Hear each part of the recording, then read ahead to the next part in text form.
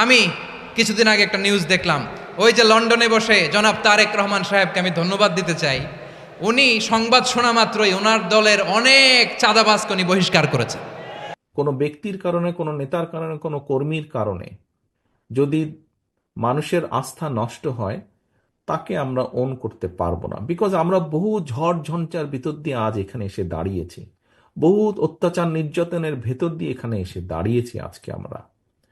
কাজেই আমাদের পক্ষে আর সম্ভব না যে কেউ নিজের বিষয়, নিজের স্বার্থ নিয়ে এমন কিছু করবে যেটা দলের স্বার্থকে আঘাত করবে, ক্ষতিগ্রস্ত করবে।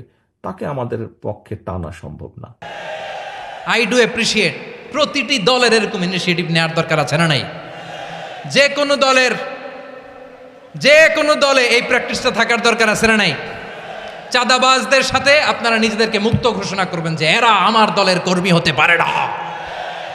টেন্ডারবাজি, চাঁদাবাজি, দুর্নীতি, অপরাধ, দখলদারিত্ব, মজুদদারি, এগুলো সব কিছু একসাথে প্রতিরোধ করতে হবে, ঠিক কিনা বলেন?